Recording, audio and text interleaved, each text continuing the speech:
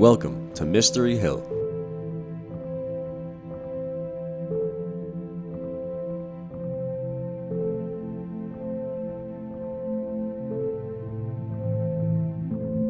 Here you can find gravitational anomalies, Native American artifacts,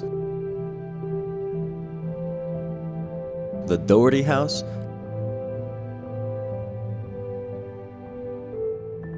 Tomahawk Hill, and milkshakes that will have you coming back for more.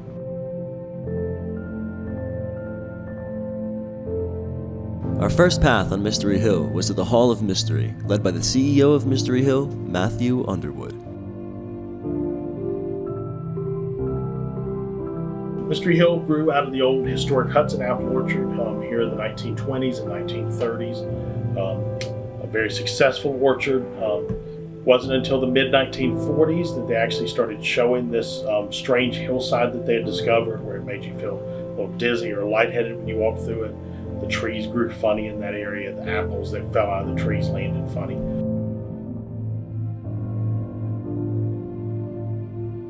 It is an actual true natural gravitational anomaly, so you'll actually experience things hanging in midair, taking more force to move one direction than do the other. Probably one of the most unusual things you'll do anywhere in this region.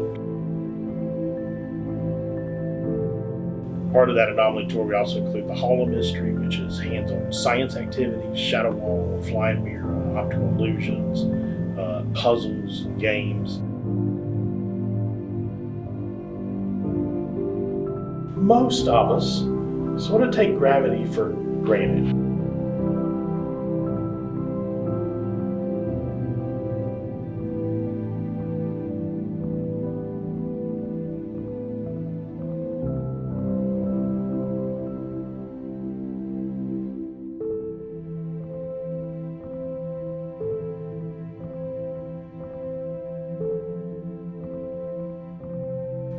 Mysterious anomalies and weird optical illusions aren't all Mystery Hill has to offer.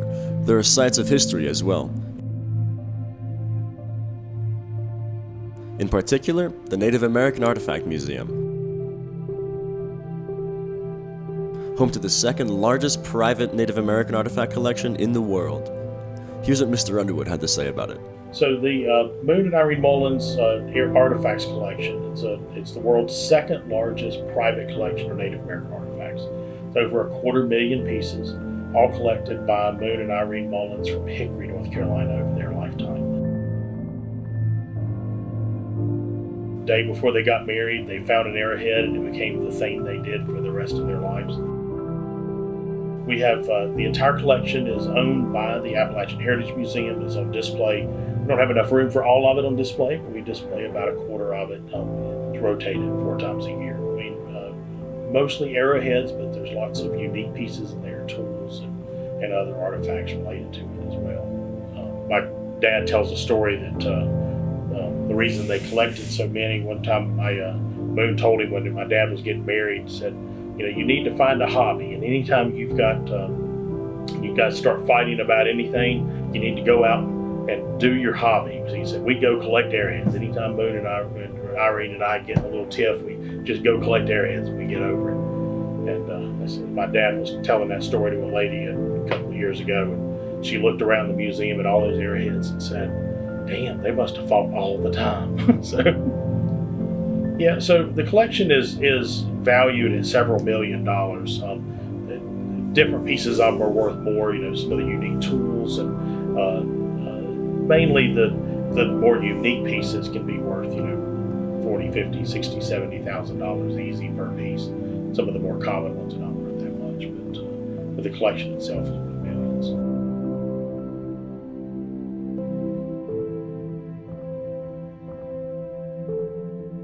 Once you're done learning about history, go experience it with Professor Finnegan's old-time photo parlor. Inside the photo parlor, find clothing styles from all time periods to take your picture in. So Professor Finnegan's old-time photo parlor has been here for years. We've got people that come back year after year after year to get a souvenir old-time photo of their family. And they do other stuff as well. They do pictures with the bunnies from the farmyard for Easter, do Christmas photos. So it's something, just your local family can come out and get photos made. You don't have to be doing the old-time photo.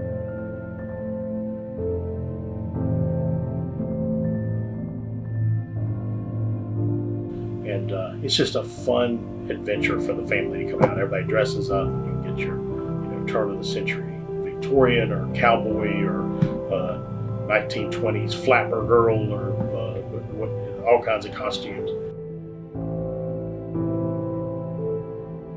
Our next stop on the tour was the Appalachian Heritage Museum, originally known as the Doherty House.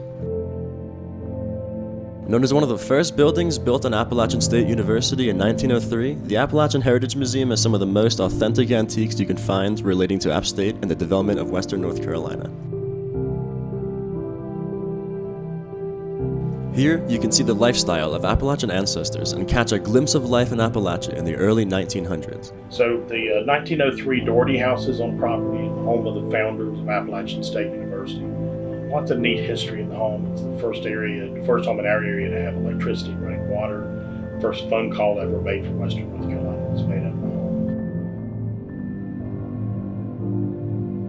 Very important to the university. It was, early students coming here actually worked the farm that was a part of the house to pay for part of their tuition. They actually grew the food that they were going to eat here.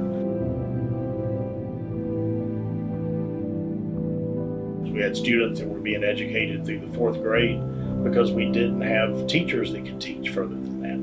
And so they came up with a plan to open a college here that could teach teachers so that they'd use teachers that were already here to teach our kids beyond the 4th grade. The house today is partially restored, moving towards being a living history museum, recreating life in this area at the turn of the century. We've got a new historic farmyard that just opened up with that, so they've got bunnies and chickens out there right now, but eventually it'll have all the farmyard animals you could have expected to have in a turn of the century farm. The house originally set on campus. It was moved here in the 80s. And has been going through that restoration ever since.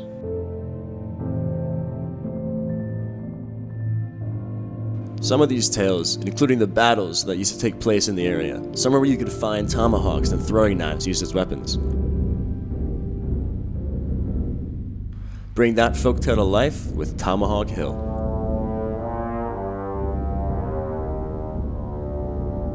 An awesome place for birthday parties, anniversaries, family reunions, and just a fun day throwing tomahawks. So Tomahawk Hill is one of our newer activities, actually opened a year ago and has expanded some over those years. We do traditional frontier tomahawk throwing and knife throwing. You can do it as part of your Mistrial ticket, or you can come and just do Tomahawk Hill. A lot of local folks that come over and do a session. It's completely set up just like a national competition. So you can come in, they'll teach you how to throw, how to do it safely. We provide all the axes and everything you need. All you do is bring yourself, and we'll teach you how to throw a frontier tomahawk. You actually score just like you're in a national session.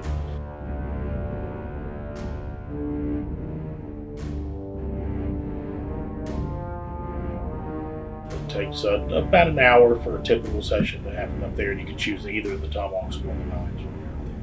Here's some of the fun that we got to have.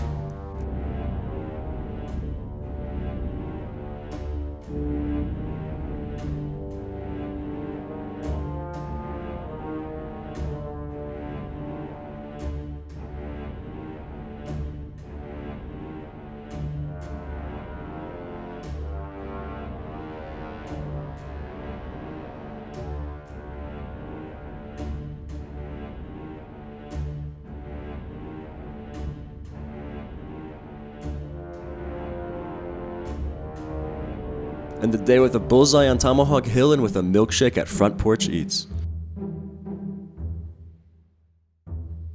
After walking around Mystery Hill and learning about the history, anomalies, old artifacts, and the rest, Front Porch Eats is the perfect way to end the day in style.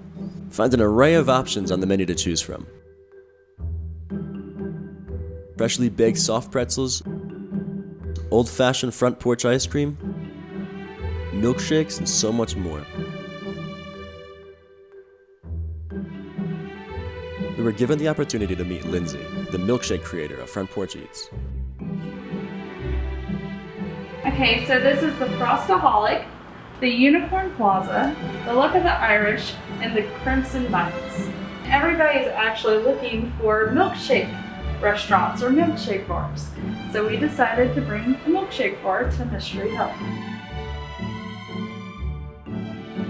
What's inside of this one, for example, the Frostaholic? Okay, so the Frostaholic is cold coffee, a scoop of ice cream, milk from our local dairy farm, as well as espresso beans. And then on top, it's garnished with whipped topping, as well as sugar cookie, waffle, and espresso beans on top as well.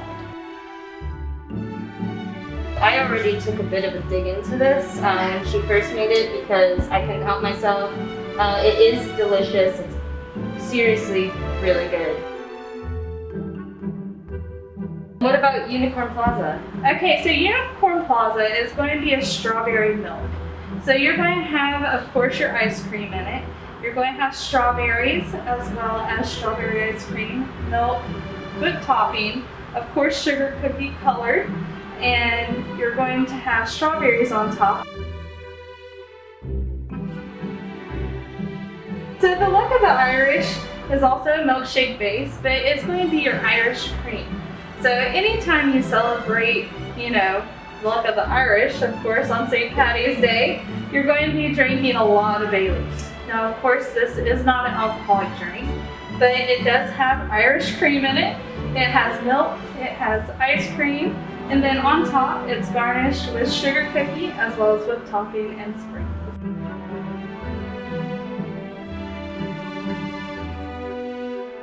So Crimson Knights, it's going to be a chocolate cherry. So you're going to have a cherry ice cream as well as milk. It's going to be garnished, of course, with our chocolate, so that way it tastes like those caramel chocolates that you get during Christmas time. It's also garnished with our whipped topping, sugar cookies, as well as sprinkles.